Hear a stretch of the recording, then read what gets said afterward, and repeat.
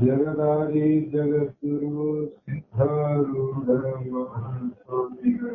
भारत आरूढ़ ज्योति शुक्र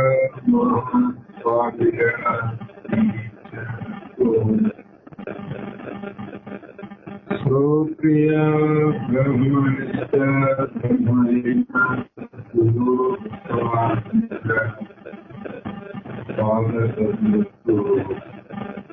अनंत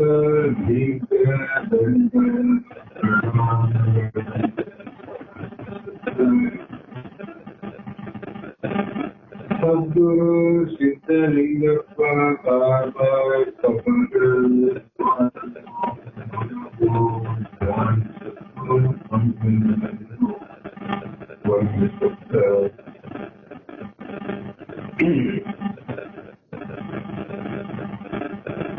ಶ್ರಾವಣ ಮಾಸದ ಅಂಗವಾಗಿ ಹಮ್ಮಿಕೊಂಡಂತ ಜ್ಯೋತಿ ಬೆಳಗುವಿಕೆ ಎನ್ನುವ ಗ್ರಂಥಕ್ಕೆ ಕಾರಣೀಭೂತರಾದ ಪರಶಿವನ ಅವತಾರಿಗಳೇ ಆದ ಸಾಕ್ಷಾತ್ ಭಕ್ತು ನರಾಕೃತಿ ಎನ್ನುವಂತ ಶ್ರುತಿವಾಕ್ಯದಂತೆ ಕರ್ನಾಟಕದ ವಿಶೇಷವಾದಂತ ಮುಮುಕ್ಷುಗಳಿಗೆ ಭವಬಂಧನಕ್ಕೆ ಜನನ ಮರಣಕ್ಕೆ ಕಾರಣವಾದಂತ ಮೂಲ ಅಜ್ಞಾನವನ್ನ ನಾಶ ಮಾಡುವಂತ ಸುಜ್ಞಾನವನ್ನ ಬೋಧಿಸುವ ಶಾಸ್ತ್ರಗಳನ್ನ ಬಹುಶಃ ನಿಜಗುಣರು ರಚನೆ ಮಾಡದೇ ಇದ್ದಂತ ಪ್ರಸಂಗದಲ್ಲಿ ನಮ್ಮಂತ ಗೃಹಸ್ಥ ಆಶ್ರಮದಲ್ಲಿ ಇದ್ದವರಿಗೆ ಮುಕ್ತಿ ಅನ್ನೋದು ಬಹು ದೂರದ ಮಾತು ಆಗತಿತ್ತೇನೋ ಅಂತ ಒಂದೊಂದ್ಸಲ ಅನ್ನಿಸ್ತವೆ. ಆ ಕಾರಣ ಅಂಥ ಮಹಾ ಘನ ಕಾರ್ಯವನ್ನ ಮಾಡಿ ತಮ್ಮ ಗ್ರಂಥಗಳಲ್ಲಿ ಜನನ ಮರಣಕ್ಕೆ ಮೂಲ ಕಾರಣವಾದ ಅಜ್ಞಾನವನ್ನ ನಾಶ ಮಾಡಿಕೊಳ್ಳುವ ಸಾಧನೆಗಳನ್ನ ಹೇಳಿ ಸಾಮಾನ್ಯ ಮಾನವನನ್ನ ಮಹಾದೇವನನ್ನಾಗಿ ಮಾಡುವಂತ ಸಾಮಾನ್ಯ ನರನನ್ನ ಹರನನ್ನಾಗಿ ಮಾಡುವಂತ ಉಪಕಾರವನ್ನ ಮಾಡಿದಂತ ಮಹಾಪುರುಷ ನಿಜಗುಣ ಶಿವಯೋಗಿಗಳು. ಅಂತ ಶಿವಯೋಗಿಗಳ ಸ್ವೀಕರಣಕ್ಕೆ ಅನಂತ ದೀರ್ಘ ದಂಡ ಪ್ರಣಾಮಗಳನ್ನು ಸಮರ್ಪಿಸುತ್ತ ಈಗ ಗ್ರಂಥದಲ್ಲಿ ಪ್ರವೇಶವಾಗೋಣ. ನಿನ್ನೆ ದಿನ ಷಡಕ್ಷರಿ ಸ್ವಾಮಿಗಳು ಮತ್ತು ನಿಜಗುಣ ಶಿವಯೋಗಿಗಳ ಮಧ್ಯೆ ಅನಂತ ವಿಚಾರಗಳು ಪ್ರಕಟವಾದಾಗ ಅಲ್ಲಿ ಷಡಕ್ಷರಿಗಳು ಯಾವ ನಿಜಗುಣ ಶಿವಯೋಗಿಗಳು ರಚಿಸಿದಂತ ಕೈವಲ್ಯ ಪದ್ಧತಿಯ ಕ್ರಮವತ್ತಾದ ವಿಚಾರವನ್ನ, ಸ್ಥಳದ ವಿಚಾರವನ್ನ ಷಡಕ್ಷರಿ ಸ್ವಾಮಿಗೆ ಕೇಳಿದಾಗ ಅವರಿಗೆ ಅತ್ಯಂತ ಆಶ್ಚರ್ಯ ಆಯಿತು. ಕಾರಣ ಷಡಕ್ಷರಿಗಳು ಕೂಡ ಸಾಮಾನ್ಯರಲ್ಲ. ಅವರು ಕೂಡ ಹಲವು ವಚನಗಳನ್ನ, ಹಲವು ಪದ್ಯಗಳನ್ನ ರಚನೆ ಮಾಡಿದಂತ ಮಹಾನುಭಾವ. ಇವರು ಕೆಲವು ಪದ್ಯಗಳನ್ನ, ಸ್ಥಳದ ಮಹತ್ವವನ್ನ ಸಾಧಕರಿಗಾಗಿ ಯಾಕೆ ಹೇಳಬೇಕು ಅನ್ನುವ ವಿಚಾರವನ್ನು ಸವಿಸ್ತಾರವಾಗಿ ಹೇಳಿದಾಗ ಅದನ್ನೆಲ್ಲವನ್ನ ಏಕಚಿತ್ತದಿಂದ ಆಲಿಸಿದಂತ ಷಡಕ್ಷರಿ ಸ್ವಾಮಿಗಳಿಗೆ ನಿಜವಾದ ಹೇಳ್ತಾರ, ಸ್ವಾಮಿಗಳೇ, ತಾವು ನನಗಿಂತ ವಿಶೇಷವಾದ ಹಾಡುಗಳನ್ನ ಮತ್ತು ವಚನಗಳನ್ನ ರಚನೆ ಮಾಡಿರಿ.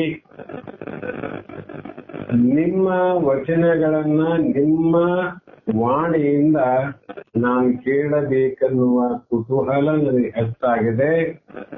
ದಯವಿಟ್ಟು ತಮ್ಮ ಹಾಡುಗಳನ್ನ, ವಚನಗಳನ್ನ ಹಾಡಿರಿ ಅಂತ ಕೇಳಿದಾಗ ಷಡಕ್ಷರಿ ಸ್ವಾಮಿಗಳಿಗೆ ಬಹಳ ಸಂಕೋಚ ಆಯಿತು. ಕಾರಣ ಏನು ಅಂದ್ರೆ,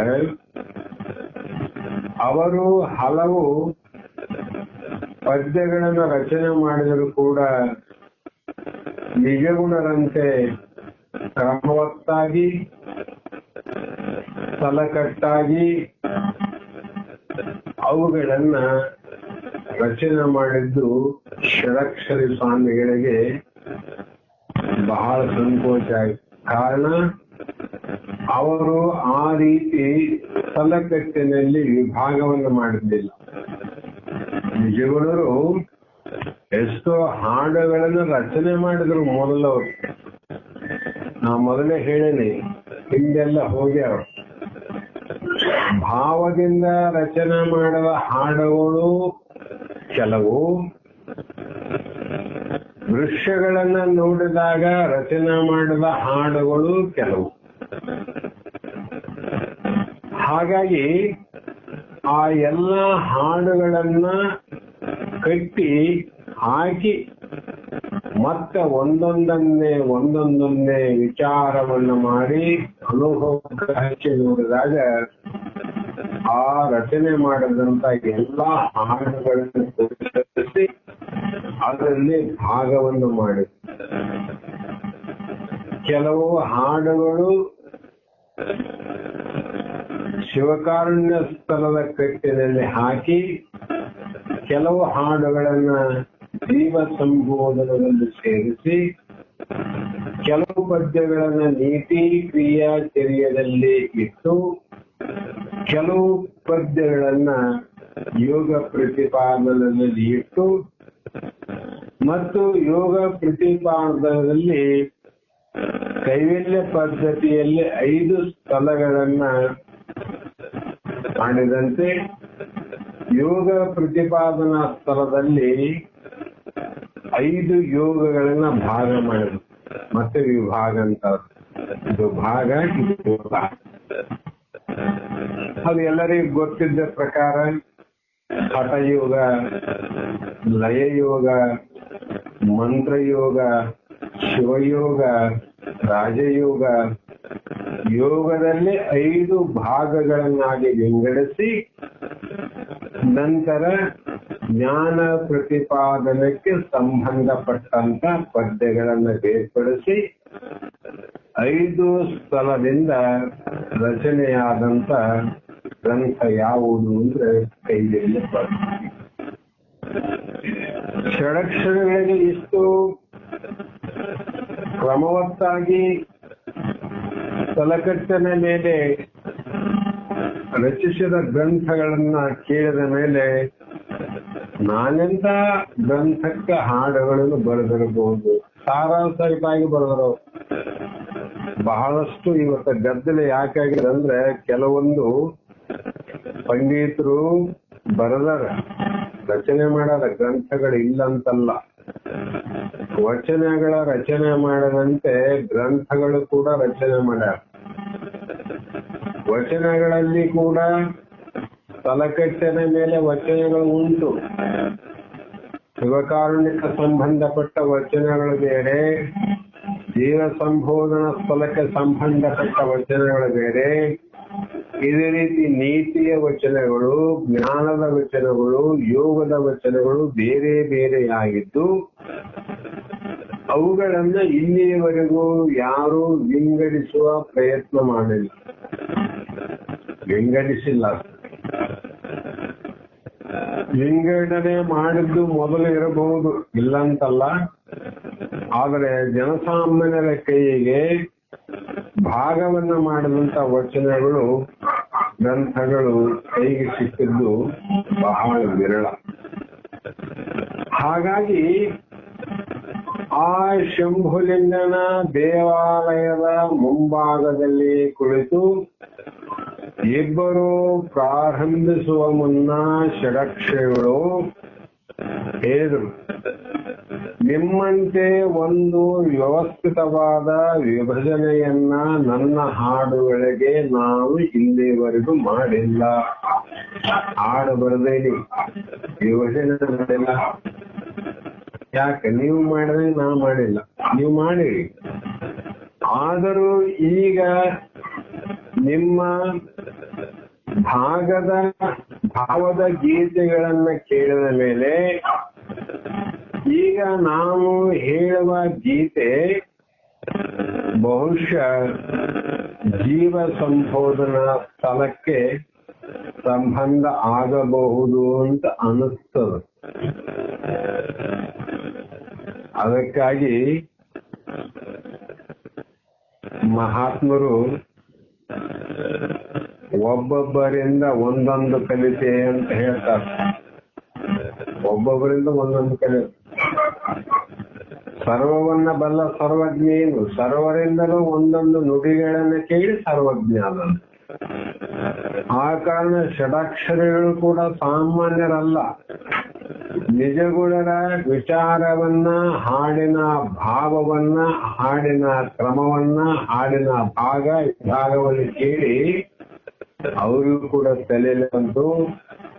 ಈ ಬರೆದಂತ ಹಾಡು ಅದು ಬಹುಶಃ ಜೀವ ಸಂಬೋಧನಾ ಸ್ಥಳಕ್ಕೆ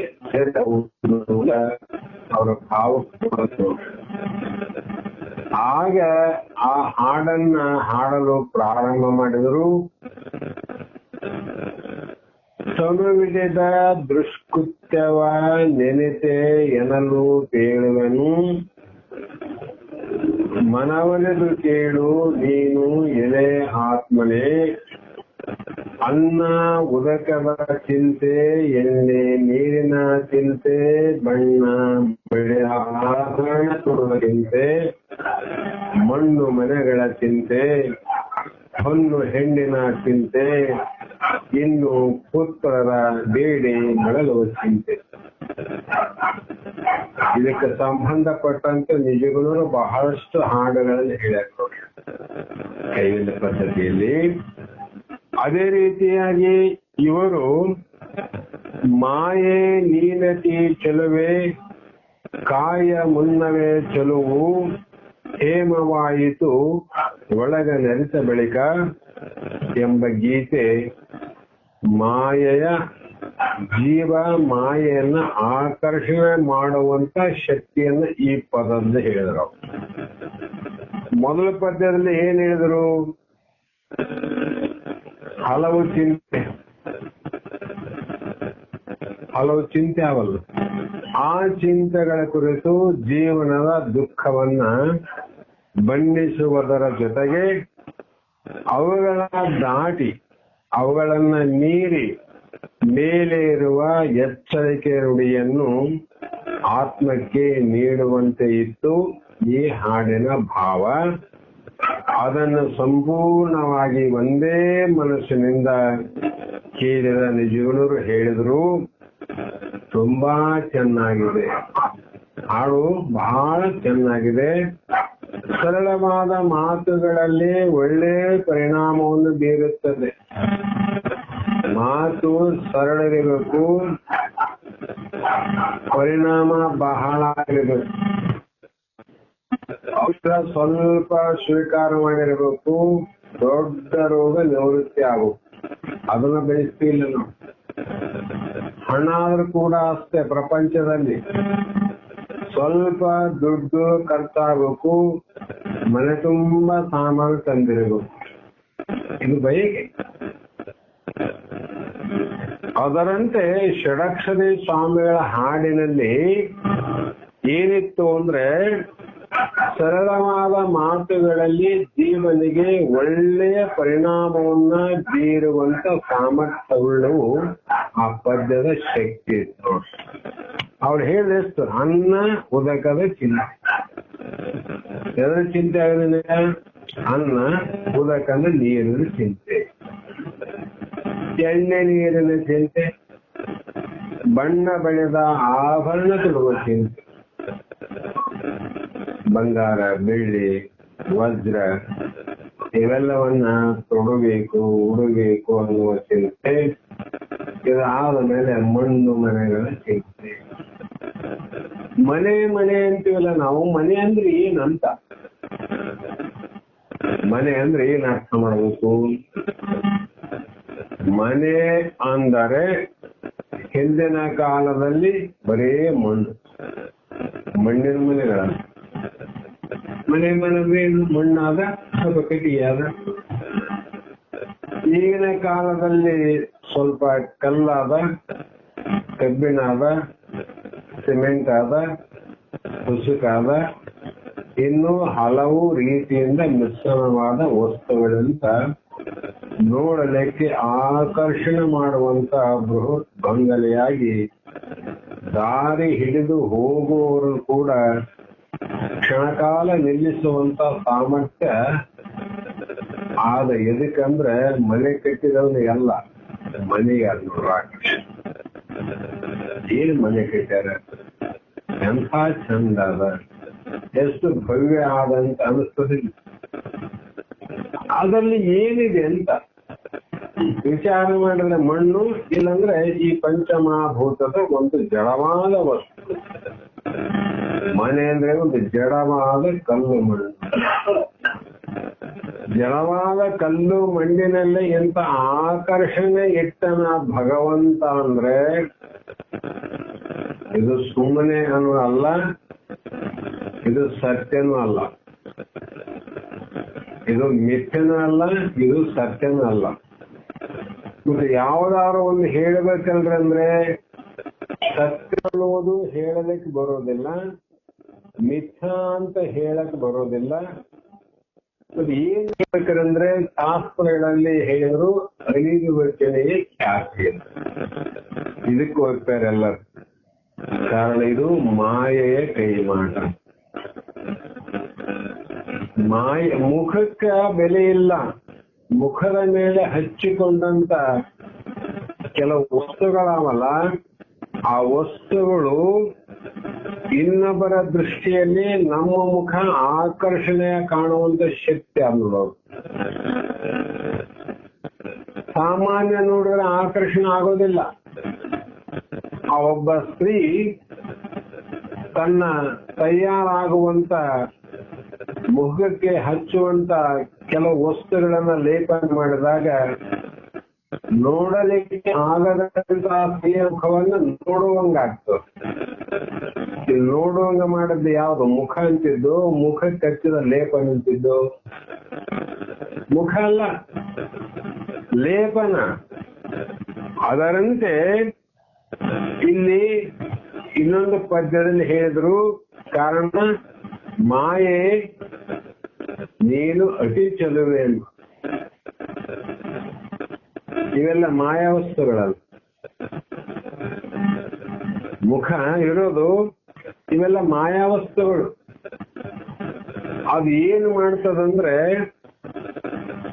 ಆ ಒಂದು ವಸ್ತುಗಳನ್ನ ಆಕರ್ಷಣೆ ಮಾಡುವಂತ ಒಂದು ಶಕ್ತಿಯನ್ನು ಪಡ್ಕೊಳ್ತದ.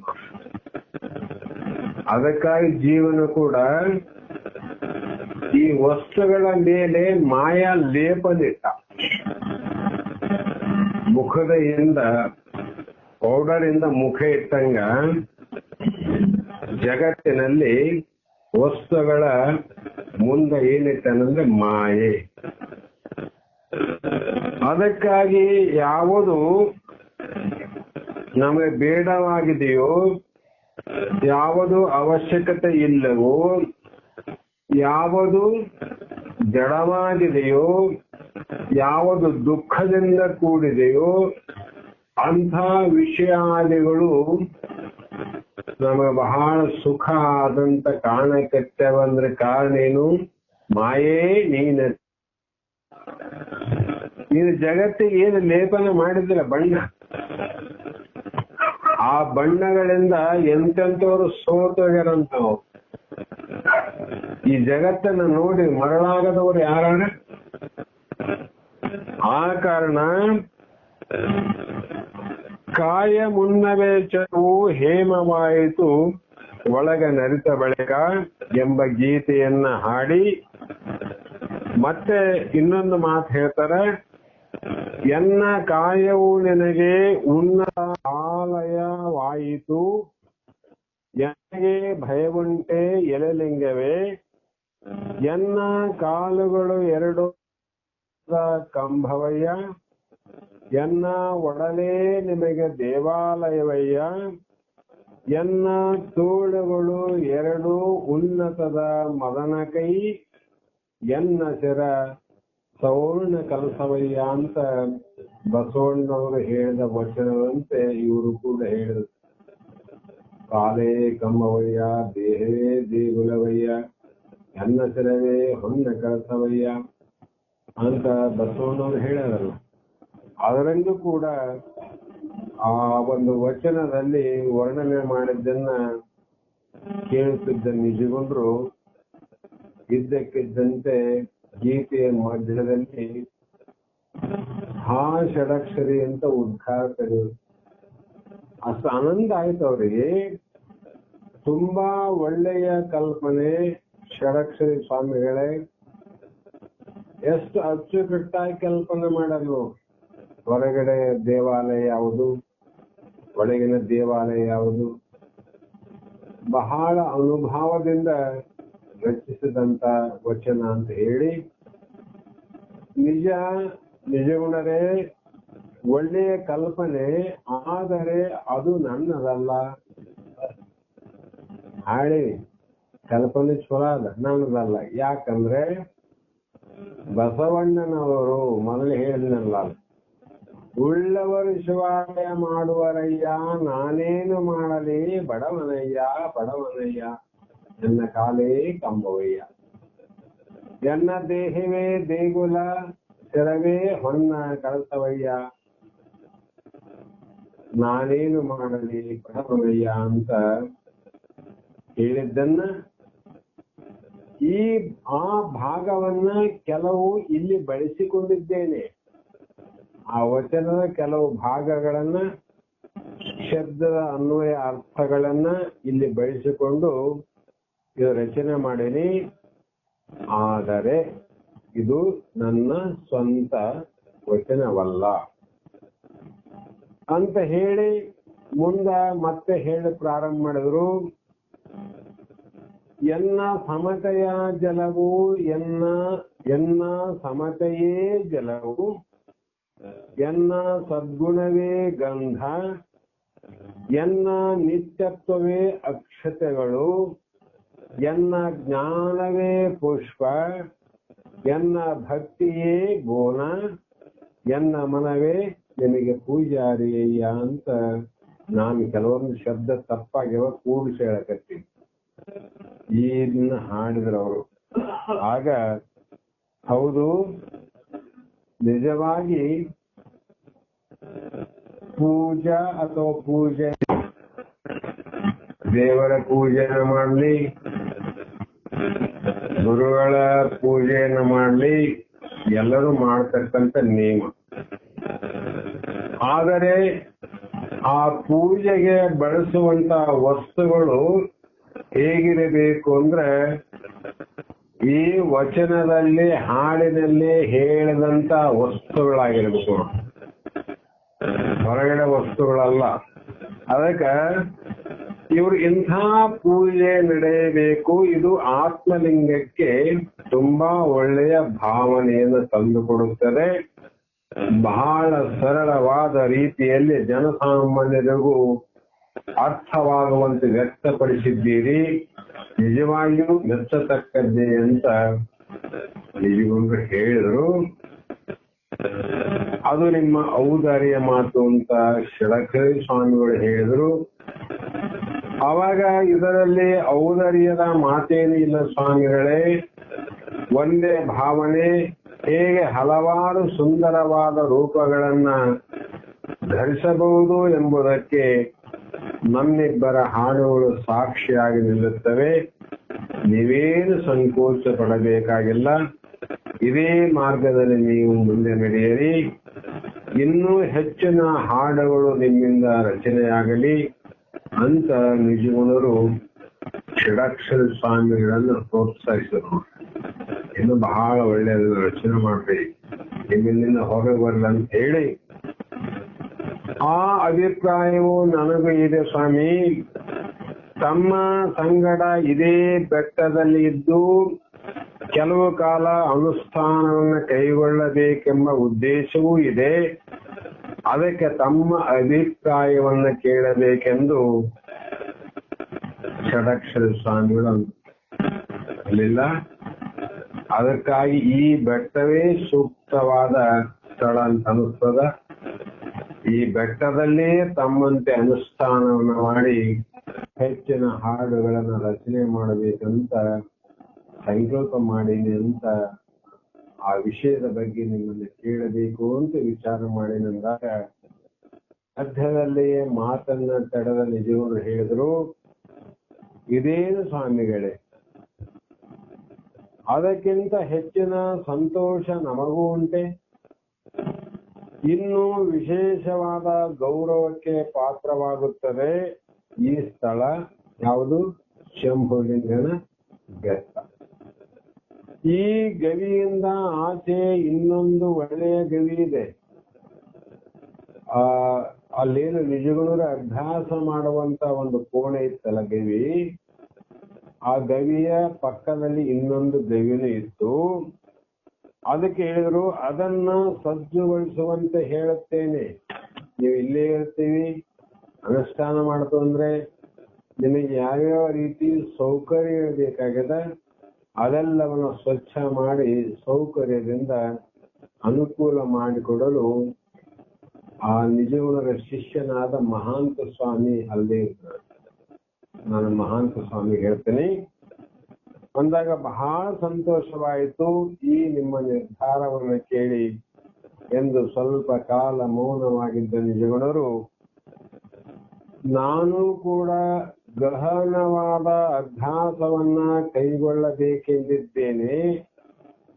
ನೀವು ನಿಮ್ಮ ಅನುಷ್ಠಾನವನ್ನ ಮುಗಿಯಲಿ, ಅನಂತರ ನಾವು ಇಬ್ಬರು ಒಟ್ಟಿಗೆ ಉತ್ತರದ ಕಡೆಗೆ ಸಂಚಾರವನ್ನು ಕೈಗೊಳ್ಳೋಣ. ಮತ್ತೊಮ್ಮೆ ಗುರು ಭುಜಲಿಂಗ ಸ್ವಾಮಿಗಳ ದರ್ಶನವನ್ನ ಪಡೆದು ಬರೋಣ ಅಂತ ನಿಜವರು ಹೇಳಿದರು. ಭುಜಲಿಂಗ ಸ್ವಾಮಿಗಳು ಯಾರು? ಶಿವ ಅದ್ವೈತದ ಕೊನೆಯ ನಿಲುವನ್ನ, ಯೋಗ ಮಾರ್ಗದ ಸೂತ್ರಗಳನ್ನ ಸುಮಾರು 3-4 ವರ್ಷದ ಪರ್ಯಂತರ ಕಾಯಕದ ನಿಷ್ಠೆಯನ್ನ ಬಲಿಷ್ಠಗೊಳಿಸಿ ಆ ಯೋಗ ಸೂತ್ರದ ಮರ್ಮವನ್ನ ಹೇಳಿಕೊಟ್ಟು ಶಿವಯೋಗದ ಅಂತರಂಗದ ಕೊನೆಯ ಅನುಭವವನ್ನ ಬೋಧಿಸಿದಂತವರು ಭುಜಲಿಂಗ ಸ್ವಾಮಿಗಳು. ಮೊದಲ ಗುರುಗಳು ಶಂಭುಲಿಂಗ ಸ್ವಾಮಿಗಳು. ಆ ಶಂಭುಲಿಂಗ ಸ್ವಾಮಿಗಳ ಆಜ್ಞೆಯ ಮೇರೆಗೆ ಭುಜಲಿಂಗ ಸ್ವಾಮಿಗಳಿಗೆ ಹೋದರು.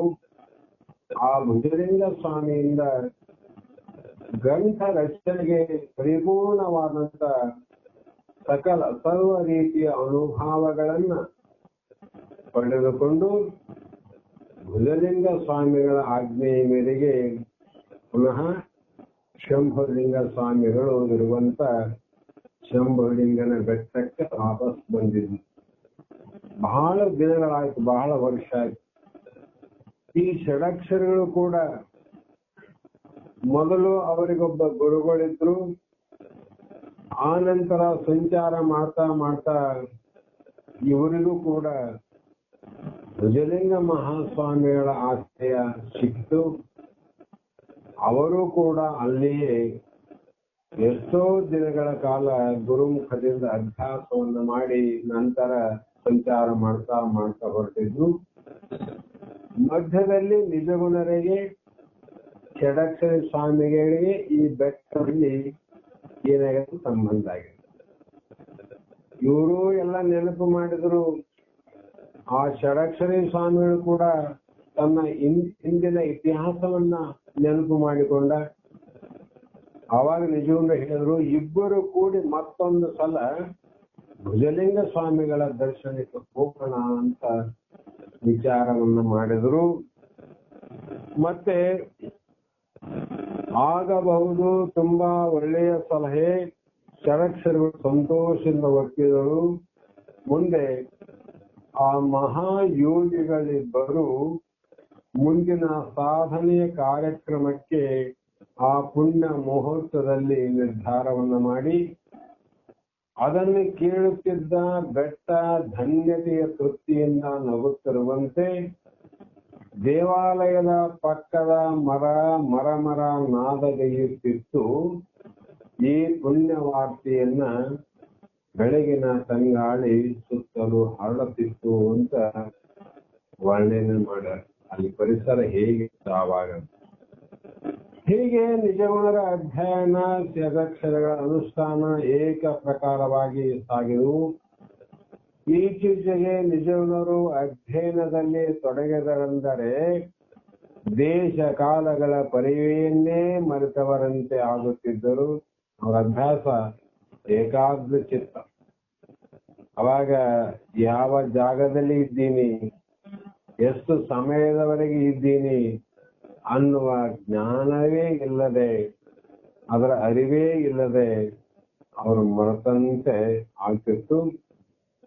ಅಂತಹ ಸಮಯದಲ್ಲಿ ಒಮ್ಮೊಮ್ಮೆ ಅಧ್ಯಯನವನ್ನು ಬಿಟ್ಟು ಮೇಲಿರುವ ಗುಹೆಯನ್ನು ಹೇರಿ ಧ್ಯಾನಾಸಕ್ತರಾಗಿ ತಮ್ಮನ್ನು ತಾವೇ ಮರೆತು ತಲ್ಲೇಲಾಗುತ್ತಿತ್ತು.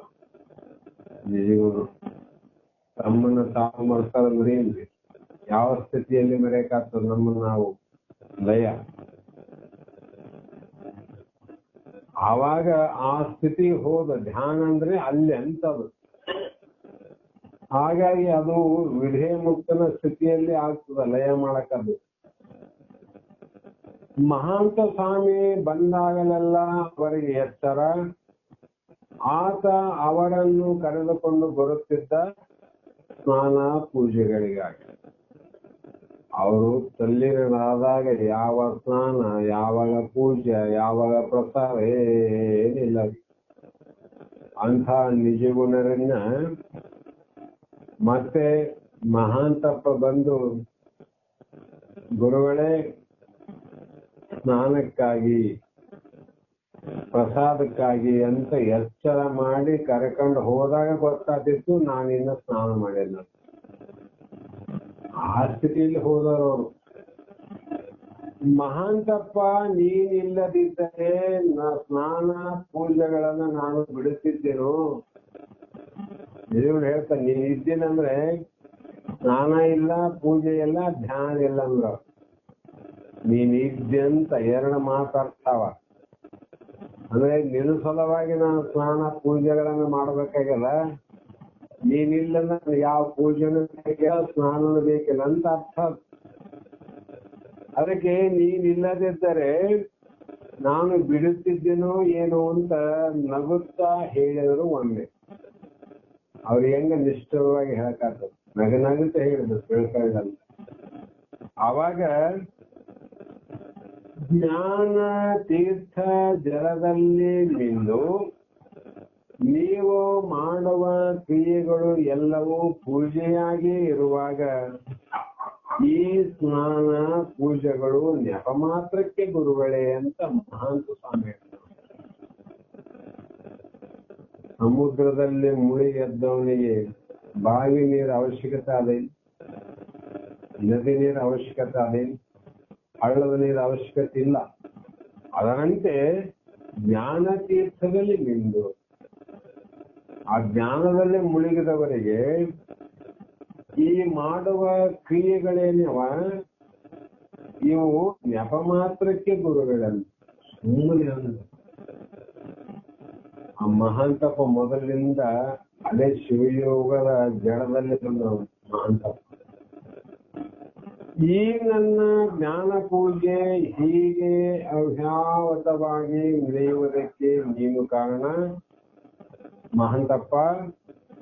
ಉಳಿದ ಎಲ್ಲ ಹೊರೆಗಳನ್ನ ನೀನು ಹೊತ್ತುಕೊಂಡು ಸಂಪೂರ್ಣವಾಗಿ ಈ ಪೂಜೆಗೆ ನನ್ನನ್ನು ಬಿಟ್ಟು ಕೊಟ್ಟಿದ್ದೀಯ. ಈ ಜ್ಞಾನ ತೀರ್ಥದಲ್ಲಿ ಮುಳುಗಬೇಕಾಗಿತ್ತಂದ್ರೆ ನಿನ್ನ ಕೊಡುಗೆ ಬಹಳಾದ ಮಹಾಂತಪ್ಪ ಅಂತ ಹೇಳಿ ನಿಜ. ಕಾರಣ ಆ ಚಿಲಕವಾಡಿಯ ಗಾಳಿ ರಾಜನಾಗಿರ್ತಕ್ಕಂಥ ನಾನು ಆ ರಾಜ್ಯವನ್ನ ರಚನೆಯಾದ ಮಂಗಳಯ್ಯನ ಮಗನಾದ ವಿರೂಪಾಕ್ಷರನ್ನ ಮತ್ತು ಬಂಧುಗಳಾದ ವೀರಭದ್ರನ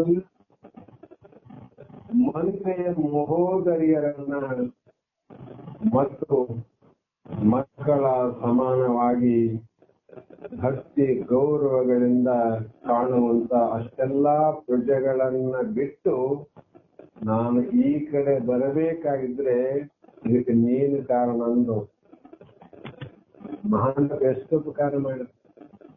ಬೇಡೋ ನೀ ಬರಬೇಡ, ಬಹಳ ಕಠಿಣವಾದ ಮಾರ್ಗ ಅದ, ದುರ್ಲಭವಾದ ಮಾರ್ಗ ಅದ, ಕಷ್ಟ ಮಾರ್ಗ ಅದ. ಈ ರಾಜ್ಯದಲ್ಲಿ ಸುಖದಿಂದ ಆರಾಮಾಗಿರು. ನಾನು ಬಿಟ್ಟು ಹೋಗುವಂತ ಎಲ್ಲಾ ಕಾರ್ಯಗಳ ಜವಾಬ್ದಾರಿಯನ್ನು ಹೊತ್ತುಕೊಂಡು ಮಂತ್ರಿಗೆ ಸಹಾಯಕನಾಗಿ ಒಂದು ಕೈಗೆ ಎರಡು ಕೈ ಆದಂತೆ ಕಾರ್ಯವನ್ನು ನಡೆಸಿಕೊಂಡು ಹೋಗುವಂತ ಎಷ್ಟು ಗಿಳಿಯಾಗಿ ಬಹಳ ವಿನಯದಿಂದ ನಿಜವರು ಹೇಳಿದ್ರು ಮಹಾಂತಪ್ಪ ನೀ ಬರಬಾಡು,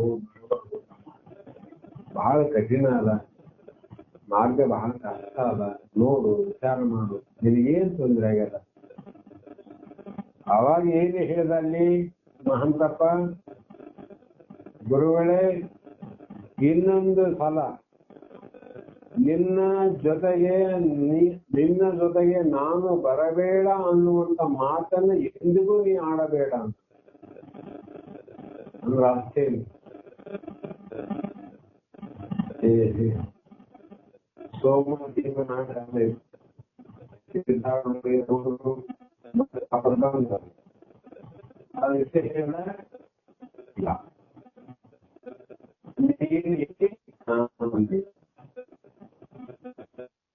ಆಗುತ್ತದ ನನಗಾಗಿ, ನಿನಗೇನು ಸಿಗುತ್ತದ ಅದು ನನಗೆ ಸಿಗಲಿ.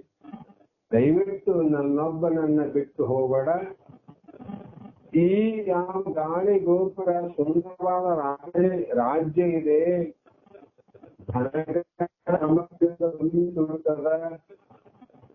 ಇದಕ್ಕಿಂತ ಹೆಚ್ಚಿನವಾದ ಯಾವುದಾದ್ರೂ ಇದೇನು ಅಂತ ಕೇಳಿದ್ರೆ ಅದು ನಿನ್ನ ಹಿಂದೆ ಬರಲಿಕ್ಕೆ ನನಗೆ ಅವಕಾಶವನ್ನು ಕೊಟ್ಟದ್ದಾದರೆ ಇಂಥ 10 ರಾಜ್ಯಗಳಿಗೆ ರಾಜ್ಯದನ್ನಾಗಿ ಮಾಡುವಷ್ಟು ಉಪಕಾರ ನನಗಾಗದಂತ ಮಾತಾಡ್ತೇನೆ. ಅವ್ರಿಗೆ ಎಷ್ಟು ದೃಢಸಮಾನ ಖಂಡಿತ ಮನೆ ಸಣ್ಣ ಗುಡಿಸಲು, ಏನು 2 ಗಂಗಾಳ, 2 ತೆಂಬಿಗಿ, ಒಂದು ಬಚ್ಚಲ, ಒಂದು ಕುಂದಕ, ಇಷ್ಟೊಂದು ಮನೆ, ಮಲಗಕ್ಕೆ ಇಷ್ಟೊಂದು ಕೋಣೆ, ಇಷ್ಟೆಲ್ಲ ಇದ್ದು ಬೆಕ್ಕು ನಾಯಿ ಕೂಡಾಡ್ದಂಗ ಎಲ್ಲಾ ಮಂದಿ ನಮ್ಗೆ ಸುರಕಾಂತ ನಮ್ಗೆ ಇದೇ ಸುರಕಂಡಲ್ಲಿ ಇದರಿಂದ ಹೊರಗೋಗ್ಬೇಕಂತ ಇಚ್ಛೆ ಆಗುವ ಸರಳ ಎಲ್ಲರಿಗೂ ಆಗೋದಿಲ್ಲ ಅದು. ಸಿದ್ಧಾರೂಢರಿಗಾದಂಗ ಎಲ್ಲರಿಗೂ ಆಯ್ತೇನು? ನಿಜಗುಣರಿಗೆ ಮಹಾಂತಪಗಾದಂಗ ಎಲ್ಲರಿಗೆ ಆಗ್ತದಂತ ಹೇಳಕ್ ಬರಂಗಿಲ್ಲ. ಇದು ಬಹಳ ಕಷ್ಟ ಅದ. ಆ ಕಾರಣ ನೀನು ಇಂಥ ಜ್ಞಾನದ ಜಲದಲ್ಲಿ ಸ್ನಾನವನ್ನ ಮಾಡುವಂತ ಯೋಗವನ್ನ ಕಲ್ಪಿಸಿಕೊಟ್ಟವನು ನೀನು ಮಹಂತಪ್ಪ. ನೀನು ಬರದೇ ಇದ್ರೆ, ನನಗೆ ಸಹಕಾರ ಕೊಡದೇ ಇದ್ರೆ ಈ ಸಾಧನೆಯ ಅಂತಿಮ ಘಟ್ಟವನ್ನು ನಾವು ಮುಟ್ಟಲಿಕ್ಕೆ ಆಗ್ತಿದ್ದಿಲ್ಲ ಅಂತ ಉಪಕಾರ ಮಾಡಿದವನು ಎಷ್ಟು ಸ್ಮರಣೆ ಮಾಡ್ತಾರೆ. ಮಾಡಬೇಕು ನೇಮ. ಸಾಮಾನ್ಯವಾಗಿ ಹೇಳಬೇಕಾದ್ರೆ ಸಂಜೆಯ ವೇಳೆಯಲ್ಲಿ ಉಪ್ಪನ್ನ ಕೊಟ್ಟಂತವರನ್ನ ಆ ಉಪ್ಪು ತಿಂದು ಮಲಗಿ ಯಾವ ಕ್ಷಣದಲ್ಲಿ ಎಚ್ಚರ ಆಗ್ತದೋ ಆ ಕ್ಷಣದಲ್ಲಿ ಉಪ್ಪು ಕೊಟ್ಟವರನ್ನ ನೆನೆಬೇಕಂತ ಲೆಕ್ಕ. ಉಪ್ಪು ಕೊಟ್ಟವ್ರು ಏನ್ ಕೊಟ್ಟವರು? ಉಪ್ಪು. ಆ ಉಪ್ಪು ಕೊಟ್ಟಂತ ವ್ಯಕ್ತಿಯ ಚಿಂತೆ, ಸ್ಮರಣೆ, ಉಪಕಾರವನ್ನು ಮರಿಬಾರದು. ಯಾವಾಗ ಎಚ್ಚರ ಆದ ತಕ್ಷಣ ಅವರ ನೆನಪನ್ನ ಮಾಡ್ಬೇಕಂತ. ಆಹಾ, ಉಪ್ಪು ಕೊಟ್ಟರು. ಮತ್ತೆ ಜ್ಞಾನ ಕೊಟ್ಟಂತ ಮಹಾತ್ಮನು ಎಷ್ಟು ನೆನೆಬೇಕು ನೀವೇ ವಿಚಾರ ಮಾಡಿ. 6 ತಿಂಗಳಾದ ನೆನೆಬೇಕಂತ ಅದು ಉಪ್ಪು ಕೊಟ್ಟವ್ರ ನೆನಪು. ಕನಿಷ್ಠ 6 ತಿಂಗಳಾದ್ರೂ ಉಳಿಬೇಕಂತ. ಜ್ಞಾನ ಕೊಟ್ಟವರ ಉಪಕಾರವನ್ನ ಎಷ್ಟು ದಿನಗಳ ಪರ್ಯಂತರ ನಾವು ನೀವು ಮಾಡಬೇಕು. ಅಷ್ಟು ಮಹಾತ್ಮ. ಅದಕ್ಕೆ ಮಹಾತ್ಮರು ಹೇಳಿದರು, ಶರೀರ ಇರುವ ತನಕ ಅರಿತವರ ಸಂಘವನ ಮಾಡೋದು ನಮ್ಮ ಶಾಸ್ತ್ರಗಳಲ್ಲಿ. ಇದು 6 ತಿಂಗಳ, 9 ತಿಂಗಳ, 12 ತಿಂಗಳ, ವರ್ಷ, 10 ವರ್ಷ ಅಲ್ಲೂ ತಮ್ಮ ಶರೀರ ಎಲ್ಲಿವರೆಗೂ ಪ್ರಾಣದ ಜೊತೆಗೆ ಶರೀರ ಉಳ್ಕೊಂಡದು, ಎಲ್ಲಿವರೆಗೂ ಪ್ರಾಣ ಹೋಗುವುದಿಲ್ಲವೋ ಅಲ್ಲಿಯ ಪರ್ಯಂತರವಾಗಿ ಅರಿತವರ ಸಂಘವನೆ ಮಾಡೋದ್ರ ಅರ್ಥ ಏನು? ಅವರ ಸೇವೆಯನ್ನು ಮಾಡ್ಕೊಂತಿರೋಂತ ಅರ್ಥ. ಸಂಘ ಮಾಡೋಂದ್ರೆ ಅವ್ರಿಗಿದ್ದೆ ಎಲ್ಲ ವ್ಯವಸ್ಥೆ ನನಗೆ ಬೇಸಾಗ್ತದಂತೇಳಿ ಗುರುಗಳು ಸಂಘ ಮಾಡೋರು ಬಹಳ ಮಂದಿ. ಮಹಾತ್ಮ ಸಂಘ ಮಾಡೋ ಅಂತಂದ್ರೆ ಮಹಾತ್ಮ ಜೊತೆಗಿದ್ದಾನೆ. ಮಹಾತ್ಮ ಏನ್ ಸಿಗ್ತದೆ ಎಲ್ಲ ನಮಗೆ ಸಿಗ್ತದೆ. ಹಿಂಗ ಸಂಘ ಮಾಡ್ತಕ್ಕಂಥವ್ರು ಬಹಳ ಮಂದಿನ ಜಗತ್ತಿನ ಇಲ್ಲಂತಲ್ಲ. ಇದು ಸಂಘ ಮಾಡು ಅಂದ್ರೆ ಮೊದಲು ಸೇವೆ ಮಾಡಂತ. ಆ ಕಾರಣದಿಂದ ನಿಜಗುಣರು ಹೇಳಿದಂತೆ ಅಧ್ಯಯನಕ್ಕೆ ಮತ್ತು ಧ್ಯಾನಕ್ಕೆ ಅವರನ್ನ ಬಿಟ್ಟು ಮಠದ ವ್ಯವಸ್ಥೆಯನ್ನೆಲ್ಲ ತಾನೇ ನಿರ್ವಹಿಸಿಕೊಂಡು ಹೋಗುತ್ತಿದ್ದ ಮಹಾಂತ ಸ್ವಾಮಿ. ಅಧ್ಯಯನ ಮಾಡುತ್ತಿದ್ದಲ್ಲಿ ಶಂಭುಲಿಂಗನ ಬೆಟ್ಟದಲ್ಲಿ ಮತ್ತು ಕುಂತೂರಿನ ಲಿಂಗ ಸ್ವಾಮಿಗಳ ಮಠದಲ್ಲಿ ಅವರು ಅಧ್ಯಯನ ಅನುಷ್ಠಾನ ಮಾಡುವಾಗ ಉಳಿದೆಲ್ಲ ಮಠದ ಕಾರ್ಯಗಳನ್ನ ಮತ್ತು ಅಲ್ಲಿಗೆ ಎಲ್ಲಾ ವ್ಯವಸ್ಥೆಗಳನ್ನ ಕಾಯಕವನ್ನ ತಾನೇ ಹೆಗಲು ಕೊಟ್ಟು ಮಾಡ್ತಿದ್ದ ಮಹಾಂತಪ್ಪ. ಆ ಕಾರಣಕ್ಕಾಗಿ ಶಂಭುಲಿಂಗನ ಬೆಟ್ಟ ಈಗ ಅನೇಕ ಜನ ಶಿಷ್ಯರನ್ನ ಆಕರ್ಷಣೆ ಮಾಡ್ತಿತ್ತು. ಮೊದಲು ಹೇಳಿದಂಗ ಬಾಹ್ಯದ ಪ್ರಪಂಚವನ್ನ ಆಕರ್ಷಣೆ ಮಾಡಬೇಕಾಗಿದ್ರೆ ಈ ಮಾಯಾ ನಿರ್ಮಿತವಾದ ವಸ್ತುಗಳೇ ಸಾಕು. ಸ್ನೋ ಪೌಡ್ರು, ಕಾಡಿಗೆ, ಹುಡುಗಿ ತೊಡಿಗೆ, ಬಟ್ಟೆ ಬೇರೆ ಎಂತವ್ರನ್ನ ಅದನ್ನ ಆಕರ್ಷಣೆ ಮಾಡ್ತಾರೆ. ಆದರೆ ಕೆಲವು ಸ್ಥಳಗಳು ಗುಡ್ಡ, ಮರ, ಗಿಡ, ಕಾಡೇ ಆಗಿರ್ತಕ್ಕಂಥ ದಟ್ಟವಾದ ಬೆಟ್ಟಕ್ಕೆ ಆಕರ್ಷಣೆ ಆಗಬೇಕಾಗಿತ್ತಂದ್ರೆ ಮಹಾತ್ಮರ ಆ ಬೆಟ್ಟಕ್ಕೆ, ಆ ಮರಗಳಿಗೆ, ಎಲೆಗಳಿಗೆ ಆಕರ್ಷಣೆ ತಂದು ಕೊಟ್ಟಿಲ್ಲ. ಇವತ್ತು ಶ್ರೀಶೈಲ ಆದ, ಈ ತಿರುಪತಿ ಆದ, 7 ಗುಡ್ಡ ದಾಟಿಬೇಕಂತ ಬರುತ್ತೆ. ಶ್ರೀಶೈಲ ಆದ, ಅದೇ ಊರಾಗ ಆದ,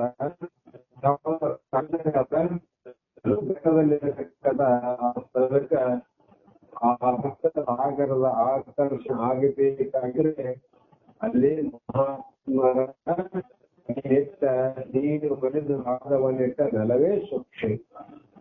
ಅದಕ್ಕಾಗಿ ಆಕರ್ಷಣೆ. ಹಾಗಾಗಿ ಯಾರು ಹೋಗದೆ ಬಾರದೆ ಕಲ್ಲನೆಯಲ್ಲಿ ಉಳಿಯಲಾರದಂತ ಒಂದು ಸಾಮಾನ್ಯ ಬೆಟ್ಟಕ್ಕ ಎಷ್ಟು ಜನ ಆಕರ್ಷಣೆ ಆಗ್ತದಂದ್ರೆ ಕಾರಣ ಏನು ಅಂದ್ರೆ ಅಲ್ಲಿ ಮಲೆ ಮಹಾದೇಶ್ವರ ಐಕ್ಯ ಸ್ಥಳ ಒಂದು, ಎರಡನೆಯದಾಗಿ ಶಂಭುಲಿಂಗರ ವಾಸಸ್ಥಾನ ಎರಡನೆಯದು, ಮೂರನೆಯದು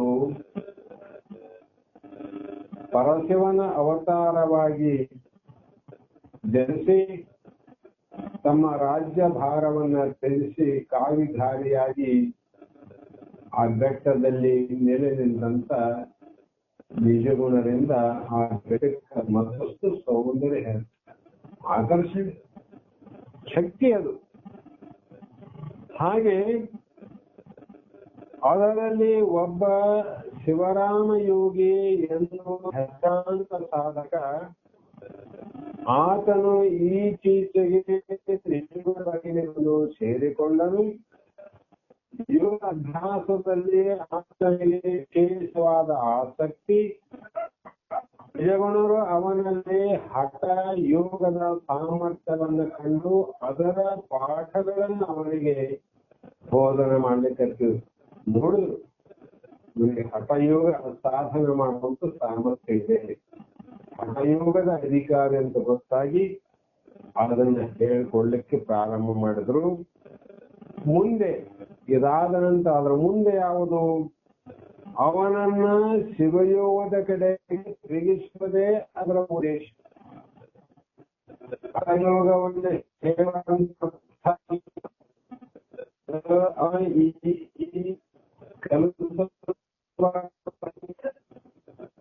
ಇವನ್ನ ಇಷ್ಟೇ ಸ್ವರ ವ್ಯಂಜನದಲ್ಲಿ ಇಷ್ಟೇ 52 ಅಕ್ಷರದಲ್ಲಿ ಕೂಡಿಸಬಹುದು, ಅದನ್ನ ಲೆಕ್ಕಲ್ಲ. ಇಲ್ಲೇ ಕಲ್ಕಂಡ್ ಇಲ್ಲೇ ಕೂಡ ಬೇಕಲ್ಲ. ಇವರಿಂದ ಮುಂದ ಸಾಧನೆ ಆಗಿರ್ತಕ್ಕಂಥ ಏನೋ ಹಲವು ರೀತಿಯ ಅಭ್ಯಾಸವನ್ನು ಹೇಳಿಕೊಡುವುದೇ ಇದರ ಮೂಲ ಉದ್ದೇಶ. ಹಾಗಾಗಿ ಹಠಯೋಗದ ಅಧಿಕಾರಿಗೆ ಹಠಯೋಗವನ್ನ ಹೇಳಿಕೊಟ್ಟು ನಂತರ ಆತನ ಲಕ್ಷ್ಯವನ್ನ ಶಿವಯೋಗದ ಕಡೆಗೆ ತಿರುಗಿಸುವುದೇ ಅವರ ಉದ್ದೇಶವಾಗಿತ್ತು. 1ನೇ ಕ್ಲಾಸ್ 5ನೇ ಕ್ಲಾಸ್ ಅಂದ್ರೆ ಇಲ್ಲೇ ಕೂಡ 6 ಹೋಗಲಿಲ್ಲ, ಮತ್ತೆ ಇದೇ ಕೂಡಂತೆ ಯಾರು ಹೇಳ್ಕೊಡಂಗಿಲ್ಲ. ಅದರಂತೆ ಗುರುಗಳಾದವರು ತಾವು ಏನೇ ಹೇಳಿದ್ರು ಕೂಡ ಮುಂದಿನ ಮಾನವನ ಮೂಲ ಗುರಿಯನ್ನ ಮುಟ್ಟುವಂತ ಅಭ್ಯಾಸಕ್ಕೆ ಅವರನ್ನ ತಯಾರು ಮಾಡಬೇಕು. ಇದು ಗುರುವಿನ ಲಕ್ಷ್ಯ. ಲಕ್ಷ್ಯ ಅದೇ ಬಿಟ್ಟು ಇದರಲ್ಲೇನು ಕಠಿಣ ಅಲ್ಲ, ಎಲ್ಲ ಒಂದೇ. ಬಹಳ ಕೇಳಿದೆ, ಗುರುಗಳಂದ್ರೆ ಎಲ್ಲರೂ ಒಂದೇ. ಗುರುಗಳಲ್ಲಿ ಹೆಂಗಿರ್ತಾರೆ, ಗುರುಗಳ ಎಷ್ಟು ಮಂದಿ ಹೆಂಗಿರ್ತಾರೆ, ತಪ್ಪಾಗಿ ಇವರು ಹೇಳೋದು. ಗುರುಗಳಂದ್ರೆ ಒಬ್ಬನೇ, ಅವರು ಹೇಳೋದು ಸರಿಯಾದ, ನಾವು ಹೇಳೋದು ತಪ್ಪಾಗ್ಯದ. ಅವರು ಹೇಳೋದು ಕರೆಕ್ಟೇ, ನಾವು ಹೇಳೋದ್ರಲ್ಲಿ ಬಹಳ ತೂಕಿರಬೇಕು, ಬಹಳ ಲಕ್ಷ್ಯ ಇರಬೇಕು. ಗುರು ಅಂದ್ರೆ ಒಬ್ಬನೇ, ಇಲ್ಲ ಗುರುಗಳು ಅಂದ್ರೆ ಗುರು ಅಂತ ಯಾರಿಗೆ ಕರಿಬೇಕು ಅನ್ನೋ ಪ್ರಶ್ನೆ ಇಡಬೇಕಾಗ. ಗುರು ಅಂದ್ರೆ ಯಾರು ಹೇಳ್ತಾರಲ್ಲ, ಗುರು ಅಂದ್ರೆ ಒಬ್ಬನೇ. ಗುರು ಅಂದ್ರೆ ಯಾರು? ಗುರು ಹೇಗಿರಬೇಕು? ಗುರುವಿನ ಲಕ್ಷಣಗಳೇನು, ಅಂಥ ಲಕ್ಷಣ ಸಮೇತವಾಗಿರುವಂತಹ ಶ್ರೋತ್ರಿಯ ಬ್ರಹ್ಮನಿಷ್ಠತ್ವ ಉಳ್ಳಂತವನೇ ಗುರು. ಅಂಥವನಿಗೆ ಗುರು ಅಂತ ಕರೆದು ಶಾಸ್ತ್ರ ವೇದ. ಹೌದ್ರಿ? ನೋಡ್ರಿ, ನೀವು ಗುರುಗಳನ್ನ ಕೇಳಿ ತಿಳ್ಕೊಂಡ್ರಲ್ಲ, ನೋಡ್ರಿ ಇಂಥ ಲಕ್ಷಣ ಇದ್ರೆ ಅವರು ಗುರುಗಳೊಬ್ರಿ, ನಾವ್ ಬ್ಯಾರೆ ಅನ್ನಂಗಿಲ್ಲ. ಅವಾಗಿಲ್ಲ ಅಂದ್ರೆ ಅವಾಗ ಏನಂತೀವಿ, ಏನನ್ನ ಅನ್ಬೇಕಲ್ಲ. ಗುರು ಅಲ್ಲ ಅಂತ ಒಂದ್ ಹೇಳ್ಬೇಕು, ಇಲ್ಲ ಹೌದಂತ ಒಂದ್ ಹೇಳ್ಬೇಕು. ಹೌದಂದ್ರೆ ಲಕ್ಷಣ ತೋರಿಸ್ಬೇಕು. ಎಲ್ಲ ಸಮಸ್ಯೆಗಳ ಬರ್ತಾವ. ಅದಕ್ಕೆ ಅರಿಯದ ಅಜ್ಞಾನಿ ಅವನೇ ಬರಬೇಕು, ಸುಮ್ಮನೆ ಹೋಗ್ಬಿಡೋದು. ಈ ರೀತಿ ಇನ್ನೂ ಅನೇಕ ಜನ ನಮ್ರ ಸಾಧಕರು ಶಿಷ್ಯರಾಗಿ ಬಂದು ಸೇರಿದರು ಮತ್ತು ಸುತ್ತಲ ಹಳ್ಳಿಗಳಿಂದ ಸಂಜೆ ವೇಳೆಗೆ ಅನೇಕ ಭಕ್ತರು ಬರುತ್ತಿದ್ದರು. ಸಾಮಾನ್ಯವಾಗಿ ವೀರಭದ್ರನ ದೇವಾಲಯದ ಪಕ್ಕದ ಚಾವಡಿಯಲ್ಲಿ ಗೋಷ್ಠಿ ಸೇರ್ತಿತ್ತು. ಯಾವುದಾದರೂ ವಿಶೇಷ ಸಂದರ್ಭಗಳಿದ್ದು ನಿಜಗುಣ ಶಿವಯೋಗಿಗಳು ಭಾಗವಹಿಸುವ ನಿರೀಕ್ಷೆ ಇದ್ದರೆ ಅತ್ಯಧಿಕ ಸಂಖ್ಯೆಯಲ್ಲಿ ಜನ ಸೇರ್ತಾರೆ. ಸಹಜವಾಗಿ ಮಾನ್ಯ ಕಾರ್ಯಕ್ರಮದಲ್ಲಿ ಬಾಗಲಕೋಟೆ ರಾಮಾರೂಢಪ್ಪ ಅವರು ಬರ್ತಾರ, ಮತ್ತೆ ಕಾಂತಾಶ್ರಮದ ಅಭಿನವ ಸಿದ್ಧರು ಬರ್ತಾರ, ಅಭಿನವ ಶಿವಪುತ್ರ ಮಹಾಸ್ವಾಮಿಗಳು ಬರ್ತಾರಂದಾಗ ಜನ ಸ್ವಲ್ಪ ಹೆಚ್ಚಿಗೆ ಬಿಟ್ಟಂಗ ಕೇಳ್ತಾರೆ, ಇವಾಗ ಸಾಯಂಕಾಲ ಯಾರ್ಯಾರು ಬರ್ತಾರ ಅಂದಾಗ ಅದ್ರಂಗೆ ಇರ್ತದ. ಶಕ್ತಿ ಅವರ ಒಂದು ವಿಚಾರಗಳು ಇರ್ತಾವ. ಅದ್ರಂಗೆ ಆ ಗೋಷ್ಠಿ ಮಹಾಂತಪ್ಪ ಮತ್ತು ಶಿಷ್ಯ ವರ್ಗದವರು ಸಂಘಟನೆಗಳು ಪ್ರತಿದಿನ ನಡೆಸಿದ್ರು. ವಿಶೇಷವಾದ ಸಂದರ್ಭದಲ್ಲಿ ಮಾತ್ರ ನಿಜಗುಣರು ಆ ಗೋಷ್ಠಿಗೆ ಬರ್ತಾರೆ. ಆ ಸುದ್ದಿ ಕೇಳಿದಾಗ ಆ ದಿನ ನಮ್ಮಲ್ಲಿ ಅಮಾವಾಸ್ಯೆ ಇದ್ದಂಗ ಜನ ಬಹಳಷ್ಟು ಬರ್ತಾರೆ. ಆಗ ಆ ಚಾವಡಿಯ ಸ್ಥಳ ಸಾಕಾಗುತ್ತಿಲ್ಲ. ನಾವು ಮನಸ್ಸಿಗೆ ತೆಗಿತೀವಿಲ್ಲ, ಅಮಾವಾಸ್ಯೆ ಬಂದಾಗ ಎಲ್ಲ ಖಾಲಿ ಮಾಡ್ತೀವಿ, ಮಾಡ್ಬೇಕು ಅನಿವಾರ್ಯ. ಅದು ಸಾಕಾಗುತ್ತಿಲ್ಲವಾದ್ದರಿಂದ ಶಂಭುಲಿಂಗನ ದೇವಾಲಯದ ಮುಂದೆ ವಿಶೇಷವಾಗಿ ಎದುರಿಗೆ ಇದ್ದ ಎತ್ತರ ಮಂಟಪವೇ ನಿಜಗುಣರಿಗೆ ವೇದಿಕೆ ಮಾಡುತ್ತದೆ. ಬೆಟ್ಟದ ಮೇಲೆ ಅದು ವೇದಿಕೆ ಅಂದ್ರೆ ಅವರ ಮುಖ, ಅವರ ಮಾತು ಎಲ್ಲರಿಗೆ ಕಾಣಲಿ ಕೇಳಲಿ ಅನ್ನೋ ಭಾವದಿಂದ ಸುತ್ತ ಕುಂದ್ರೋದು ಬೆಟ್ಟದ ಸುತ್ತ. ಆ ಬೆಟ್ಟದ ಮೇಲೆ ನಿಜಗುಣರ ವೇದಿಕೆ. ಮೇಲೆ ಗುಡ್ಡದ ಮೇಲೆ ಅಂತಲ್ಲ, ಸ್ವಲ್ಪ ಗಡ್ಡೆ ಇದ್ದಂಗಿದ್ದು ಎತ್ತರ ಮೇಲೆ ಅವ್ರು ಕೂಡ್ತಿದ್ರು. ಆದರೆ ನಿಜಗುಣರು ಇಲ್ಲದೆ ಇರುವ ಸಾಮಾನ್ಯ ಸಂಧ್ಯೆಗಳಲ್ಲಿ ಗೋಷ್ಠಿಯ ಪ್ರಮುಖ ಪಾತ್ರ ಮಹಾಂತ ಸ್ವಾಮಿಯೇ ಆಗ್ತಿತ್ತು. ನಿಜಗುಣರು ಇಲ್ಲಂದ್ರೆ ಅದರ ಮುಖ್ಯ ಪಾತ್ರ, ಎಲ್ಲಾ ಶಿಷ್ಯರಲ್ಲಿ ಮುಖ್ಯವಾದ ಪಾತ್ರ ಮಹಾಂತ ಸ್ವಾಮಿಗಳು ವಹಿಸ್ಕೊಳ್ತಿದ್ರು. ಆತ ನಿಜಗುಣರ ಗೀತೆಗಳನ್ನು ಹಾಡಿ ಜನರಿಗೆ ತಿಳಿಯುವ ರೀತಿಯಲ್ಲಿ ಅವುಗಳ ಅರ್ಥವನ್ನು ವಿವರಣೆ ಮಾಡುತ್ತಿದ್ದರು. ಮಹಾಂತ ಕೆಲಸ. ಆ ಪದೇ ಪದೇ ನಿಜಗುಣರು, ಆರೂಢ ಜ್ಯೋತಿ, ಶಿವಪುತ್ರ ಮಹಾಸ್ವಾಮಿಗಳು, ಸಿದ್ಧಾರೂಢರು, ಬಸವಾನಂದರು, ನಮ್ಮ ಸಿದ್ಧಲಿಂಗ ಪ್ರತಾಪ್ನವರು ಅವರ ಪದ್ಯವನ್ನ ಬಿಡಿಸುವ ರೀತಿ, ಭಾವ ಅರ್ಥವನ್ನು ಹೇಳಿಕೊಡುವಂತ ರೀತಿ, ಇವೆಲ್ಲವನ್ನು ನಾವು ಕೆಲವು ಸಲ ನೆನಪು ಹಾಕ್ತೀವಿ. ಅದು ನಿಜವಾದ ಅರ್ಥವನ್ನು ಬಿಡಿಸಿದ್ರು. ಅದರಂತೆ ಅವುಗಳನ್ನ ಕುರಿತು ಚರ್ಚೆ ನಡೆಯುವುದು, ಹಾಡೋದು, ಅರ್ಥವನ್ನ ಬಿಡಿಸುವುದು, ಮತ್ತೆ ಚರ್ಚೆ ಮಾಡೋದು. ಯಾರು ಮಾಡ್ತಿದ್ರಿ ಈ ಕೆಲಸ? ಮಹಾಂತಪ್ಪ ಮಾಡ್ತಿದ್ದ. ಮತ್ತು ಬಂದವರಲ್ಲಿ ಹಿರಿಯರಾದ ಕೆಲವು ಅನುಭಾವಿಗಳು ತಮ್ಮ ತಮ್ಮ ಅಭಿಪ್ರಾಯಗಳನ್ನ ತಿಳಿಸುವರು. ಒಮ್ಮೊಮ್ಮೆ ಅನಿರೀಕ್ಷಿತವಾಗಿ ನಿಜಗುಣರು ಮತ್ತು ಈಗೀಗ ಷಡಕ್ಷಯಗಳು ಸೇರಿ ಬಿಟ್ಟರಂತೂ ಅಪೂರ್ವ ಉತ್ಸಾಹದಿಂದ ತುಂಬಿ ತುಳುಕುತ್ತಿತ್ತು ಆ ದಿನದ ಅನುಭವಗೋಷ್ಠಿ. ನಿಜವೂ ಬಂದಾಗೆ ಜಾಗ ಸಾಲ್ತದಿಲ್ಲ, ಮತ್ತೆ ಇವರಿಬ್ರು ಕೂಡಿ ಬಂದ್ರೆ ಎಡಕ್ಷರಿಗಳು ಮತ್ತು ನಿಜಗಳು ಒಮ್ಮೊಮ್ಮೆ ಆಕಸ್ಮಿಕ ಅನಿರೀಕ್ಷಿತವಾಗಿ ಹೋಗಿ ಬಣ್ಣಪ್ಪ ಅಂದ್ರೆ ಇಬ್ಬರು ಬಂದ್ಬಿಡೋರು. ಅದಂತೂ ದೊಡ್ಡ ಅಭೂತವಾದ ಅನುಭವಗೋಷ್ಠಿ. ಹೀಗೆ ಒಂದು ದಿನ ಸಂಜೆ ಅನುಭವಗೋಷ್ಠಿ ನಡೆದಿತ್ತು. ಮಹಾಂತ ಸ್ವಾಮಿ ಒಂದು ಗೀತೆಯನ್ನ ಓದುತ್ತಿದ್ದ. ಮತ್ತೆ ಪ್ರಶ್ನೆ ಉತ್ತರಗಳ ರೂಪದಲ್ಲಿ ಜೀವನದ ನೈತಿಕ ಮೌಲ್ಯಗಳನ್ನ ಸುಂದರವಾಗಿ ಪ್ರತಿಬಿಂಬಿಸುತ್ತಾ ಇದ್ದರು ನಿಜಗುಣರು ಆ ಗೀತೆಯಲ್ಲಿ. ಪ್ರಶ್ನೋತ್ತರ ಗೀತೆ ಅಂದ್ರೆ ನೆನಪು ಬರ್ತಾರೆ ನಿಮ್ಗೆ, ಶಾಸ್ತ್ರ ಕೇಳಿದವರು. ನೀತಿ ಕ್ರಿಯಾಚರ್ಯದ 14ನೇ ಪದ್ಯ ಅನ್ನೋ ಪ್ರಶ್ನೋತ್ತರ ಪದ್ಯ ಅಂತ. ಅದು ಯಾವುದು ಅಂದ್ರೆ, ಸಂಗತವಾಗಿ ಜೋಡಿಸಿ ಬೇಡಿದ ಉತ್ತರದ ಇಂಗಿತ ಅರಿತು ನಡೆವನೇ ಬಲ್ಲವನು. ಅಲ್ಲಿ ಏನ್ ಹೇಳ್ಯಾರಂದ್ರೆ, ಸಂಗತವಾಗಿ ಜೋಡಿಸಿ, ಅದು ಬಹಳ ಕಷ್ಟ. ಅದು ಜೋಡಿಸೋದು ಏನೇನೋ ಜೋಡ್ಸಕ್ ಬರ್ತದ, ಅದು ಕೆಲಸ ಬರಂಗಿಲ್ಲ.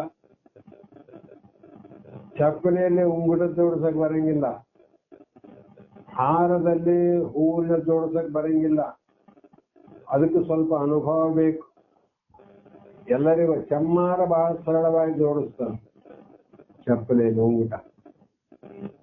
ನಾವು ಮಾಡಕ್ ಹೋದ್ರೆ ಬರ್ತದೆ ನನಗೆ ಇಲ್ಲ. ಮತ್ತೆ ಹೂವನ್ನ ಮಾರಾಟ ಮಾಡೋರಿಗೆ ಗೊತ್ತದ ಹೂವನ್ನ ಹೆಂಗ್ ಜೋಡಿಸ್ಬೇಕು, ಮತ್ತ ಎಲ್ಲಿ ಯಾವ ಹೂವನ್ನ ಜೋಡಿಸ್ಬೇಕು, ಮಧ್ಯದಲ್ಲಿ ಯಾವ್ದಿರಬೇಕು, ಕೊನೆಯಲ್ಲಿ ಯಾವ್ದಿರಬೇಕು, ಹೇಗಿರಬೇಕು ಅನ್ನೋದನ್ನ ಅವನಿಗೆ ಗೊತ್ತ. ಇವನು ಮಾಡಕ್ ಬರ್ತಾವ ಇಲ್ಲಂತಲ್ಲ. ಇಲ್ಲಿ ಯಾವ ನಿಜಗುಣ ಶಿವಯೋಗಿಗಳು ಒಂದು ಪ್ರಶ್ನೆ ಏನದ, ಪ್ರಶ್ನೆಗೆ ಉತ್ತರವನ್ನ ಜೋಡಿಸಬಹುದು.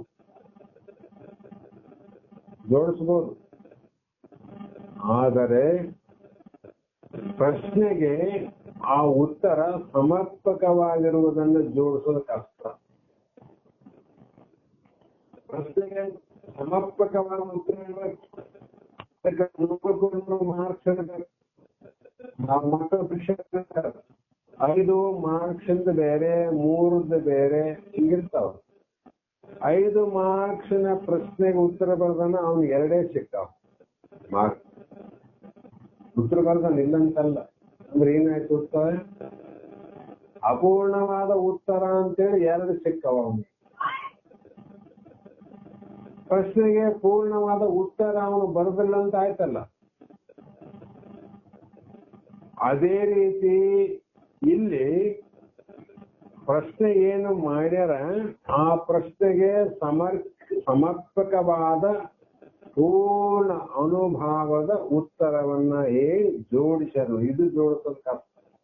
ಅದಕ್ಕೆ ಅರ್ಥ, ಶಬ್ದಾರ್ಥ, ಅನಂತ ರೀತಿ ವ್ಯಾಕರಣ, ನಾನಾ ಪ್ರಕಾರದ ವಿಚಾರದಿಂದ ಆಯ್ಕೆ ಮಾಡಿ ಅದನ್ನು ಜೋಡಿಸ್ಬೇಕಾಗ. ಸುಮ್ಮನೆ ಏನೇನು ಶಬ್ದಗಳು ಹಾಕಿದ್ರೆ ಆ ಪ್ರಶ್ನೆಗೆ ಸರಿಯಾದ ಉತ್ತರ ಸಿಗ್ತದೆ? ಸಿಗೋದಿಲ್ಲ. ಅದಕ್ಕಾಗಿ ಪ್ರಶ್ನೆ ಉತ್ತರಗಳನ್ನು ಸೇರಿಸಿದ ಮೇಲೆ ಅದರ ಇಂಗಿತವನು, ಇಂಗಿತ ಅಂದ್ರೆ ಅದರ ತಾತ್ಪರ್ಯವನ್ನು, ಅದರ ಅರ್ಥವನ್ನ, ಅದರ ಪೂರ್ಣತೆಯನ್ನ ತಿಳಿದುಕೊಂಡು ನಡೆಯುವವನೇ ಜ್ಞಾನಿ ಅಂತ ಬರ್ತಾರೆ. ಜ್ಞಾನಿ ಕೆಲಸ ಇದು, ಯಾರ್ಯಾರು ಬರಂಗಿಲ್ಲ. ಅದಕ್ಕೆ ಅವ್ರು ಮಾಡ್ತಾ ಪ್ರಶ್ನೆ, ದುರಿತದೋಡು ಅಧಿಕವಾಗುವುದು ನಿಂದೆ, ಜೀವನ ವ್ಯರಸಿದ ಮರಣವಾಗುವುದು ಚಿಂತೆ, ಕೆಡುವ ಶರೀರದ ಸಫಲವಾಗುವುದು ಪರಹಿತ, ಕಿಂಕರ ವೃತ್ತಿಯಾವುದು ತನಗಳಿ ಆಸೆ ಅಂತ ಹೇಳಿ ಇದನ್ನು ಹಾಡುವಾಗ ಆ ಮಹಾಂತ ಸ್ವಾಮಿ ಹಾಡುವಾಗ ಓದುವ ರೀತಿಯನ್ನು ನೋಡಿದಾಗ ಕೇಳುತ್ತಿದ್ದವರ ಮನಸ್ಸಿಗೆ ಕೆಲಸವನ್ನ ಕೊಡುತ್ತಿದ್ದ ಆತ. ಅವರು ವಿಚಾರ ಮಾಡಬೇಕು, ಹಂಗ ಓದ್ತಿದ್ದರು. ಆತ ದುರಿತದೊಳು ಅಧಿಕವಾಗುವುದು ಅಂತ ಎಷ್ಟು ಹೇಳ್ಬಿಟ್ರೆ ನಿಮ್ಗೆ ಯೋಚನೆ ಬರ್ತದೆ. ಆ ಪ್ರಶ್ನೆ ಆಯ್ತು, ಸ್ವಲ್ಪ ಸುಮ್ಮನೆ ನಿಂತ್ಕೊಡೋದು. ದುರಿತದು ಅಧಿಕವಾಗುವುದು. ಸಭೆಯಲ್ಲಿ ಇದಕ್ಕೆ ಉತ್ತರವನ್ನ ಆಲೋಚನೆ ಮಾಡ್ಬೇಕಲ್ಲ. ನೀವೊಂದು ಆಲೋಚನೆ, ನಿಮ್ದೊಂದು ಎಲ್ಲರನ್ನ ಆಲೋಚನೆ ಮಾಡಿದ ಮೇಲೆ ಅವರನ್ನ ಆಲೋಚನೆಗೆ ತೊಡಗುವಂತೆ ಮಾಡಿ, ಇಲ್ಲ ಯಾಕೆ ಮಾಡಕ್ಕೊತ್ತಾರೆ. ಜನರು ಆಲೋಚಿಸುತ್ತಾ ಒಬ್ಬೊಬ್ಬರು ಒಂದೊಂದು ರೀತಿಯಲ್ಲಿ ಉತ್ತರವನ್ನ ಕಲ್ಪನೆ ಮಾಡಿಕೊಳ್ಳುವರು. ಅನಂತರ ಬರುವ ನಿಜಗುಣರ ಉತ್ತರ ಯಾವುದು ಅಂತ ಕೇಳಿದಾಗ ನಿಂದೆ ಅಂತ ಉತ್ತರ ನೋಡೋದು. ದುರಿತದೊಳು ಅಧಿಕವಾಗುವುದು, ನಾನು ಅದು ಮಾಡಿದ ಏನೇನೋ ಬಂದು ಅವಳಲ್ಲಿ ಹಂಗೇನು ಯಾವ ಇದು ನಿಂದೆ ಅಂತ. ಹೀಗೆ ಉತ್ತರವನ್ನ ಕೊಟ್ಟು ಎಲ್ಲರ ಮೆಚ್ಚುಗೆಯನ್ನ ಪಡೆಯುವ ಹಾಗೆ ಉಳಿದ ಜೀವನ ಬೆರೆಸಿದ ಮರಣವಾಗುವುದು ಅಂತ ಬಿಡೋದು. ಮತ್ತೆ ಚಿಂತೆ, ಹಿಂಗೆ ಹೇಳ್ತಾ ಹೋಗುವಾಗ ಹೀಗೆ ಒಂದೊಂದು ಪ್ರಶ್ನೆಗೂ ನಿಜಗುಣರ ಉತ್ತರ ಬಂದಾಗ ಎಲ್ಲರ ಉತ್ತರ, ಎಲ್ಲರ ಆಲೋಚನೆ ಗೌಣ, ಅದು ಯಾವ ಸರಿ ಆಗಲಿಲ್ಲ.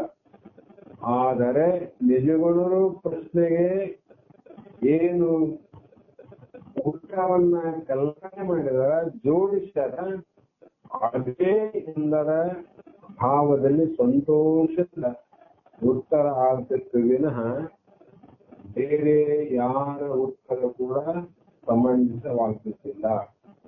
ಆ ಕಾರಣ ಈ ಒಂದು 5 ನುಡಿಯಲ್ಲಿ ಅನಂತ ಪದ್ಯಗಳನ್ನ ಅವ್ರು ಹೇಳಿ ಕೊನೆಗೆ 3ನೇ 4ನೇ ನುಡಿಯ 1ನೇ ಚರಣ ಹೇಳ್ತಾರ. ಅವರು ಇಲ್ಲಿ ಬರೆದದ್ದು ಗುರುತನವಾವುದು ಇಳೆಯಳು ಆ ಯಾಚನೆ ಬಂತಿತ್ತು. ಗುರು ಅಂದ್ರೆ ಒಬ್ಬನೇ, ನಮ್ ಗುರು ಬೇರೆ, ನಿಮ್ ಗುರು ಬೇರೆ. ಈ ಪ್ರಶ್ನೆಗೆ ನಿಜವಾಗ್ಲೂ ಏನ್ ಪ್ರಶ್ನೆ ಮಾಡಲ್ಲ, ಅದ್ ಉತ್ತರ ನೀವೇ ಹುಡುಕ್ರಿ.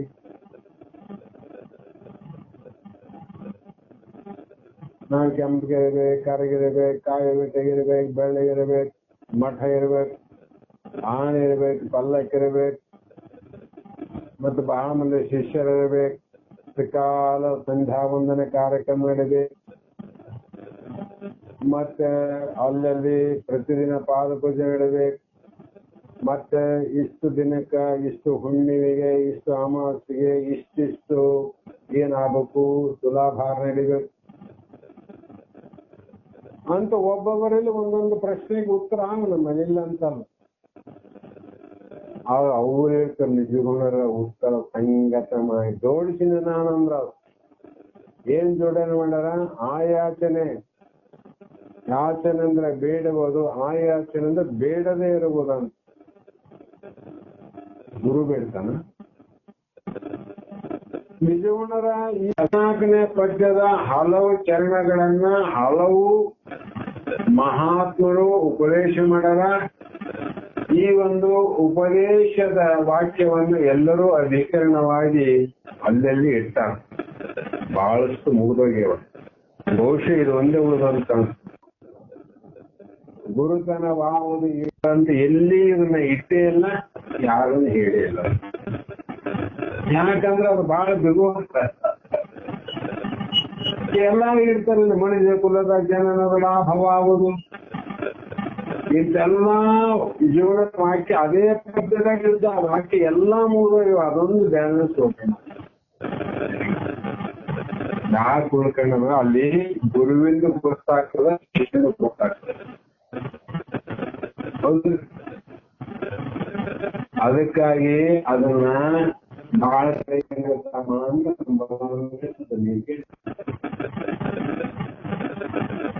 ಅದಕ್ಕಾಗಿ ಇಡಂಗಿಲ್ಲ.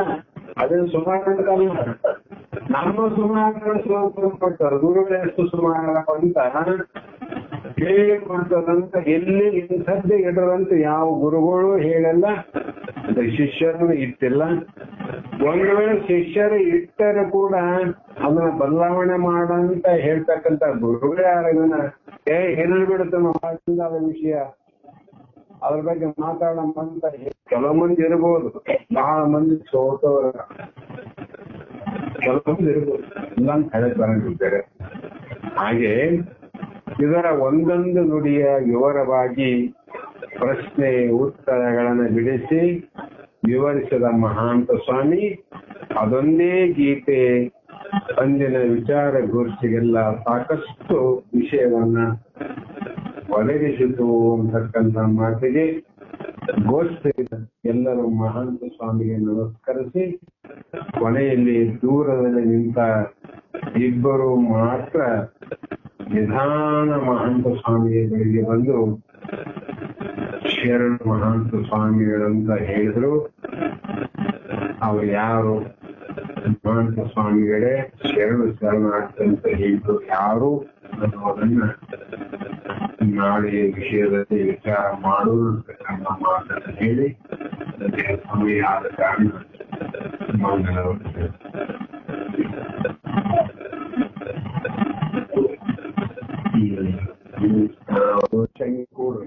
ಮತ್ತೆ ಇವತ್ತು ಅಮಾವಾಸ್ಯೆ